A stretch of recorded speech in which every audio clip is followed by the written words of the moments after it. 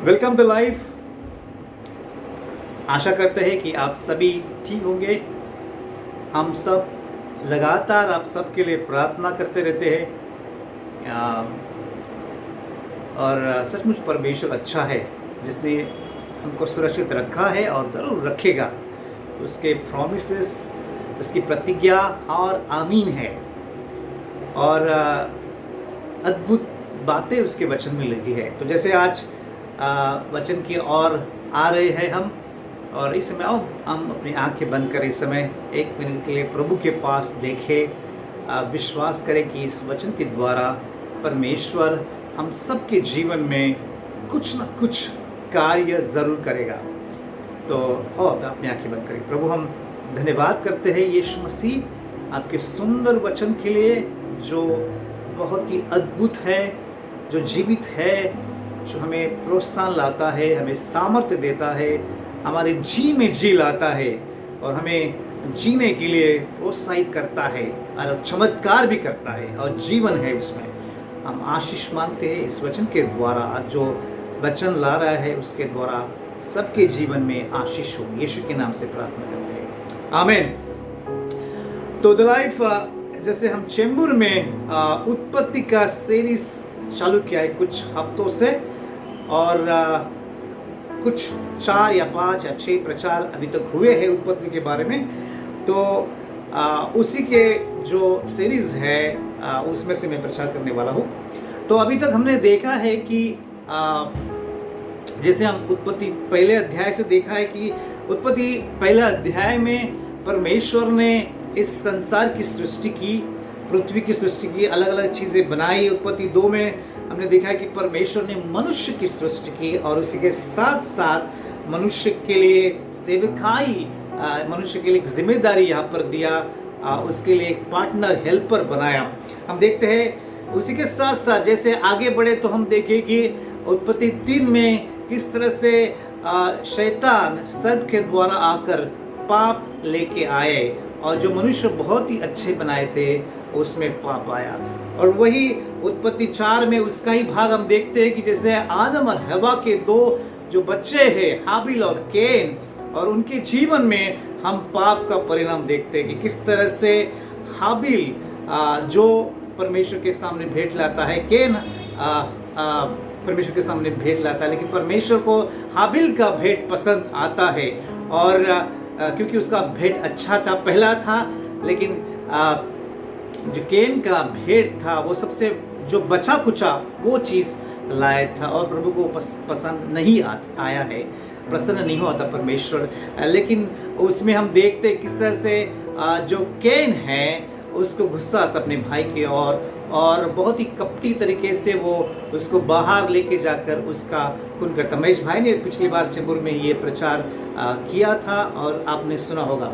और उसी के 4थे अध्याय के बाद जो 16वें वचन तक हमने देखा था, उसके बाद जो स्टोरी है आज उसी के द्वारा मैं आपसे बात करना चाहता हूँ, प्रचार करना चाहता हूँ। तो जैसे हम उत्पत्ति 4 में देखते हैं और 16वां वचन अगर देखें तो हम देखते हैं कि जैसे परमेश्वर ने कैन से कहा था कि जो तूने किया है अच्छा नहीं किया है, और उसको श्राप दिया था कैन को, और उससे बात किया था कि जो भी तू भूमि में काम करेगा वो उसमें फल नहीं लाएगा, और तू यहाँ से भटकने वाला होगा और तू भगोड़ा बनेगा।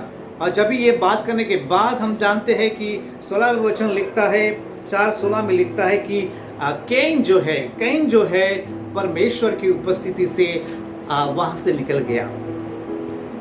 अभी तक परमेश्वर के साथ बात करने का मौका था, लेकिन वहाँ से वो निकल गया। वो निकल करने के बाद हम देखते हैं कि कैन जो है वो नोद नामक एक शहर, जो बाद में उसका नाम नोद बना, वहाँ पे चला गया, और वहाँ पर उसका एक परिवार बस गया। उस परिवार बसने के बाद हम देखते हैं वहाँ पे वचन में लिखा, मैं पढ़ेगा नहीं वचन, लेकिन 16 के बाद जो है, 4:16 के बाद ये कहानी है कि हम देखेंगे कि वहाँ पर उसके बच्चे हुए। तो उसका बच्चा, जो पहला बच्चा हुआ, उसका नाम था हनोक, और उस शहर में उसने एक शहर बसाने वाला वो बन गया, और अपने बच्चे के नाम पे उस शहर का नाम उसने वहाँ पे दिया। हनोक जो था उसको भी बाद में शादी हो, उसका बच्चा हुआ, इसका नाम था इदाद। इदाद को भी बच्चा हुआ, उसका नाम था मतुयायल। मतुयायल को भी बच्चा हुआ, उसका नाम था मतुशायल। और ये पीढ़ी पीढ़ी पीढ़ी हम देखते हैं कि पुरुषों का नाम, उनके बच्चों का नाम हम देखते हैं। और मतुशायल को और एक बच्चा, उसका नाम था लेमेक। लेमेक नाम था। तो ये 5 या 6 पीढ़ी की वहां पे हम बातें देखते हैं। केन की जो ये पीढ़ी है वो उनके साथ कोई परमेश्वर का कनेक्शन नहीं था, लेकिन ये पीढ़ी वहां पे बैठते हैं, देखते हैं हम। लेकिन उसी के साथ साथ हम वहां पर एक थोड़ा टर्निंग पॉइंट देखते हैं कि वहां पे लेमेक के बारे में कुछ स्टोरीज वहां पे लिखी है, हिस्ट्री लिखी है। और लेमेक के बारे में लिखा है कि किस तरह से उसने 2 शादियां की, जो हालांकि सब लोग ने एक शादी की थी, लेमेक ने 2 शादी की, जो परमेश्वर के नज़र में अच्छा नहीं था, लेकिन उसने 2 शादी की। उसके 2 पत्नी का नाम था, एक था अदा और दूसरा था सिल्ला। और अद्दा को 2 लड़के हो गए, एक का नाम था अबाल और दूसरा नाम था युबाल। तो अबाल जो था वो जो तंबू में रहने वाले और पशुपालन जो व्यवसाय है उसके करने वाले का जो प्रवर्तक, मतलब फादर ऐसा बन गया। लेकिन जो युबाल था वो बीना बजाने वाला, बांसुरी बजाने वाले जो है, उन सब का फादर या प्रवर्तक बना। उन्होंने थोड़ा क्रिएटिव चीजें, साइंटिफिक चीजें तभी से बनाया है और वो बन गया। उसके साथ जो सिल्ला दूसरी पत्नी थी, उसको भी बच्चा हुआ। तो उसका लड़के का नाम था तुबेल केन, उसका एक बच्चा हुआ। और वो जो था वो पीतल और लोहे के सब धार वाले हथियारों को गढ़ने वाला बन गया। उसका नाम था तुबेल केन और उसकी बहन थी नामा। तो ये इनका परिवार के बारे में वहाँ पे बताया गया है। लेकिन और एक दुख भरी कहानी आगे है। वो है कि लेमेक अपने पत्नियों के पास आता है और उन्हें कहता है कि मेरी पत्नियों, मेरी बात सुनो। और बहुत ही घमंड से कुछ बातें करता है। वो कहता है कि देखो, एक पुरुष था, एक जवान पुरुष था जो मुझे चोट दे रहा था, और मैंने क्या किया, उस जवान पुरुष का घात किया, उसको मार डाला है। और जो मुझे बहुत परेशान कर रहा था और मैं उसको घात किया, उसको मार डाला है। और आगे कहता है कि केन के बारे में जैसे परमेश्वर ने कहा था, लेकिन उसने सिर्फ कहा कि जैसे केन के लिए कहा गया था कि जो भी केन का घात करेगा उसको उसका 7 गुना बदला देना पड़ेगा। और फिर अभी वो घमंड से कहता है कि जो भी लेमेक ने जो किया है, उसका लेमेक का कोई घात करेगा, बदला लेगा, तो उसको 7 के 70 गुना उसका भुगतान देना पड़ेगा। और ये घमंड की बात लेमेक कहते हैं। और हम देखते हैं यहाँ पे जो पाप जो कैन ने किया था अपने भाई को मार कर, उस पीढ़ी में उस पाप का जो पाप का लेवल बढ़ गया है। यहाँ पे हम देखते हैं कि परमेश्वर इस परिवार में नहीं है। आदम के 2 बच्चे हैं, आदा, कैन और हाबिल। कैन ने हाबिल को मार दिया है, उसके कोई बच्चे नहीं थे, शादी नहीं किया था। और यहाँ पर कैन का परिवार और जिसका ये जो हिस्ट्री, दुखदायक हिस्ट्री हम देखते हैं, परमेश्वर से दूर और एक पाप के देखते हैं। वहाँ पे उन्होंने डेवलपमेंट किया और बहुत प्रगति किया। वहाँ पर वो एक प्रगति की शुरुआत हुई, लेकिन परमेश्वर वहाँ पे नहीं था। और हम आज भी देखते हैं कि बहुत सारा जो प्रगति होता है, इसका मतलब ये नहीं कि परमेश्वर वहाँ पर है। बहुत नए नए डेवलपमेंट, टेक्नोलॉजी आता है, वहाँ पे परमेश्वर ही है ऐसा ज़रूरत नहीं है, क्योंकि हम वचन में ये चीज़ देखते हैं। और हम देखते हैं कि 3 बातें इस कहानी में हम देखेंगे कि जैसे हम अभी तक जो पढ़ा है उसमें है कि इस परिवारों में देखेगा शादी का कोई वैल्यू नहीं है, क्योंकि जहाँ परमेश्वर नहीं है वहाँ पे शादी का वैल्यू नहीं है। हम देखते हैं कि वहाँ पे सामाजिक प्रेम के बारे में देखते हैं, जैसे मर्डर किया उसको कोई फर्क नहीं है, मर्डर किया। तो ये भी हम देखते हैं कि एक सामाजिक प्रेम या एक जो मॉरल वैल्यू है वो नहीं था। और तीसरी बात देखते हैं कि उसको कोई पछतावा नहीं है लेमेक को कि जो उसने किया है। और हम देखते हैं बाहर दुनिया में जहाँ परमेश्वर नहीं होता, ये चीज़ें बहुत ही आसान है। लोगों को अपने विवेक के बारे में कुछ फर्क नहीं पड़ता कि मैंने क्या गलती किया है। और हम देखते हैं कि यहाँ दुख भरी कहानी शुरुआत का जो ये चैप्टर्स हमें उत्पत्ति में कुछ बातें कहता है, लेकिन जो आगे हम देखेंगे कि परमेश्वर का अनुग्रह बड़ा है। बाइबल में लिखा है रोमियो में कि जहाँ पे पाप बढ़ गया वहाँ पे परमेश्वर का कृपा भी उससे कहीं बड़ी थी, और प्रभु की योजनाएं जो थे वो हाँ और आमीन थे। हम देखते हैं उसके बाद ये जो आदम और हवा थे, शायद उनको थोड़ा पछतावा हुआ रहेगा कि अपना बेटा उन्होंने खोया है, और परमेश्वर के पास माफ़ी मांगा होगा। और हम देखते हैं कि उनको और एक बच्चा होता है। हालांकि उस समय आदम का उम्र 130 साल था, जो 5वें अध्याय में हमको मालूम पड़ता है। 30 साल के वहाँ पर उनको एक बच्चा होता है जिसका नाम था शेम। और ये शेम जो था एक परमेश्वर की ओर से उन्होंने आशीष को देखा, ऐसा वहाँ पे बताया गया कि परमेश्वर ने मेरे लिए है जो हाबिल के बदले जिसने केन को घात किया था, एक और वंश ठहराया है। तो केन का ये जो शेम का मतलब होता है अपॉइंटेड, प्लेस्ड या ठहराया जाना, नियुक्त किया जाना, और उनके लिए वो नियुक्त किया था। और यहाँ पर परमेश्वर का कनेक्शन उस परमेश्वर उस परिवार में हम देखते हैं वापस। और वापस आगे पढ़ते हम देखते हैं कि शेम को भी बच्चा होता है, उसका नाम था एनोश नाम का बच्चा होता है। एनोश का मतलब होता है ह्यूमन बीइंग या मॉर्टल मैन, ह्यूमन बीइंग, मानव, मनुष्य, ये उसका मतलब होता है। और लेकिन वहां से बहुत ही सुंदर एक वचन वहां पर लिखा है, और जब ही हेनोश का जन्म होता है, वहां पे लिखा है बाइबल में कि उसी समय से लेकर लोग यहोवा का नाम लेने लगे, यहोवा से प्रार्थना करने लगे। बहुत ही सुंदर वचन वहां पर लिखा है। अब देखते हैं एक दुखद कहानी जहां पाप बढ़ता जा रहा है, लेकिन दूसरे जगह पे परमेश्वर के साथ लोग जुड़ रहे हैं। और हम देखते हैं कि पाप के नतीजा से किस तरह से उस परिवार में जो कुछ हो रहा था, हम देखते हैं कि कैन के लाइफ में क्या हुआ।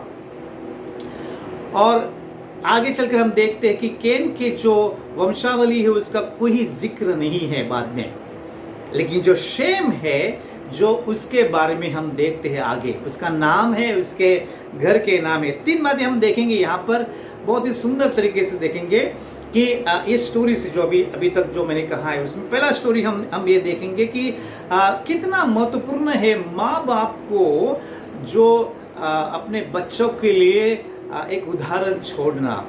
कैन ने अपने बच्चों के लिए उदाहरण अच्छा नहीं छोड़ा था, आदम ने अपने बच्चों के लिए अच्छा उदाहरण नहीं छोड़ा था, और इसका नतीजा हम देखते हैं उसके बच्चे जो पाप में पड़ गए।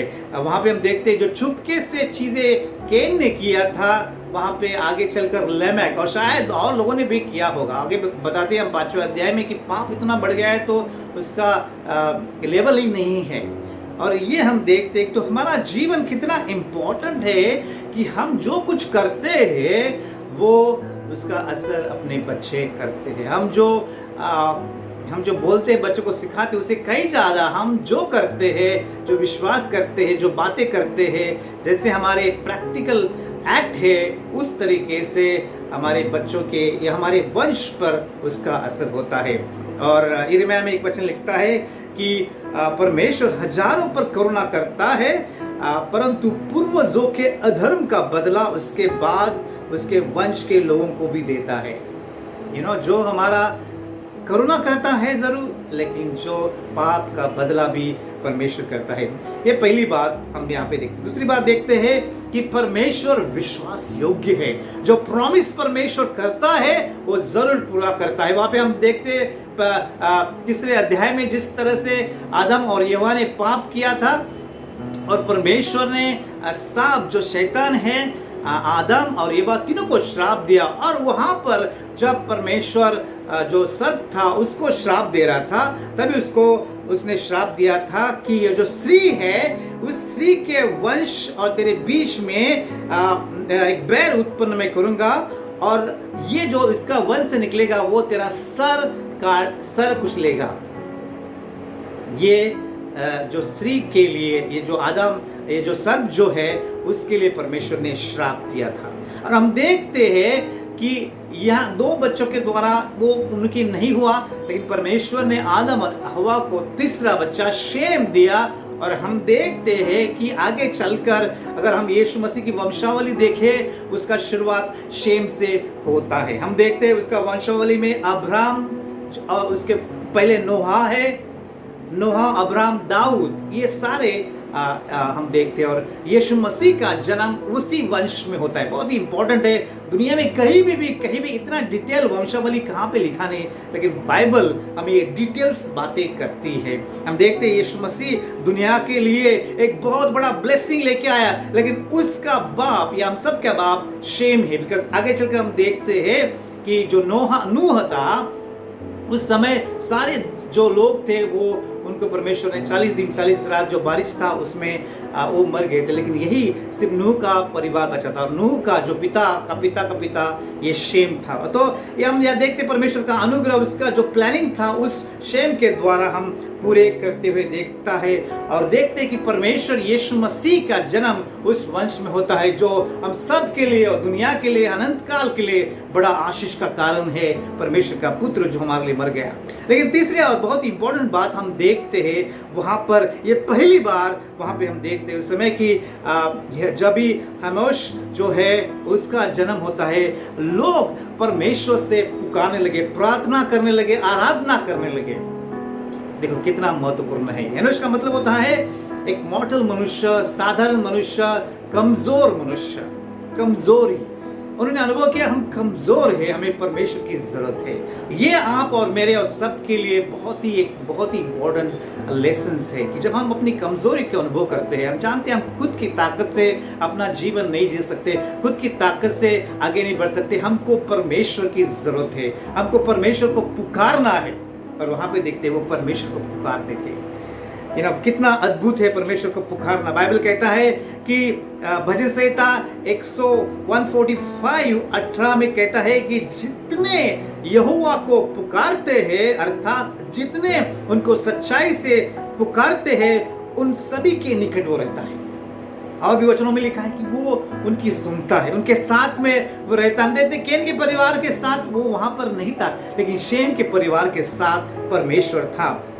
प्रेरितों की किताब में लिखता है कि जो कोई प्रभु का नाम लेता है, प्रभु को पुकारता है, उसका उद्धार कर सकता है, उसको उद्धार पाएगा। यीशु मसीह में उद्धार है और वो उद्धार यीशु मसीह में। लेकिन और एक वचन जो यिर्मयाह 33:2 और 3 कहता है, यहोवा जो पृथ्वी का रचने वाला है और जो उसको स्थिर करता है, उसका नाम यहोवा है। वो यह कहता है कि मुझसे प्रार्थना कर और तेरी सुनकर मैं तुझे बड़ी बड़ी और कठिन कठिन बातें बताऊंगा, जिसे तू अभी नहीं समझता। कितना अद्भुत वचन है। जब हम परमेश्वर को पुकारते हैं, परमेश्वर अद्भुत अद्भुत कार्य करता है। परमेश्वर जो जिसे सब कुछ बनाया, सब कुछ रचने वाला है, वो परफेक्ट गॉड है। और प्रभु यहाँ पे हमें एक और सीख मिलती है कि प्रभु को पुकारना। हम शायद अपने लाइफ में बहुत ही बिजी होंगे, लेकिन पहले से ये सिद्धांत दुनिया बनने के शुरुआत से ये सिद्धांत बनाया है। जो लोगों ने परमेश्वर को पुकारा, प्रभु ने अद्भुत कार्य किया। मैंने भी पिछले कुछ दिनों से हमारे परिवार में काफी कठिन समय से हम गए। हमारी बहन और भाई के परिवार में कुछ डेथ भी हुआ, लेकिन कुछ सीरियस मामले भी थे। और मेरी बहन जब सीरियस हॉस्पिटल में थी, पता नहीं हॉस्पिटल में जगह नहीं मिल रहा था, बेड नहीं मिल रहा था, कहाँ जाए। लेकिन हम सीरियसली प्रभु को पुकारते, प्रभु तू बचा, तू ही है, तू ही अद्भुत कार्य कर सकता है। हमें परमेश्वर को छोड़ा नहीं, उस समय प्रार्थना में रहे और हमने देखा कि परमेश्वर ने एक एक करके रास्ता खोल दिया। परमेश्वर हम सबके जीवन में कितना भी मुश्किल समय हो, लेकिन अगर हम पुकारते हैं उसको, तो वो रास्ता निकलता है, वो हमारे लिए रास्ता। इन दिनों में हम अलग अलग स्थितियों में रहेंगे, आप कोई भी स्थिति में होंगे, लेकिन आओ हम परमेश्वर को पुकारें। किसी को दिखाने की जरूरत नहीं, लेकिन अपने आप में परमेश्वर में पुकारे और वो आपके लिए रास्ता बनाता है। धन्यवाद करते हैं परमेश्वर को कि वो हमसे बातें करता है। प्रभु आपको बहुत बहुत बहुत आशीष करे। आमीन।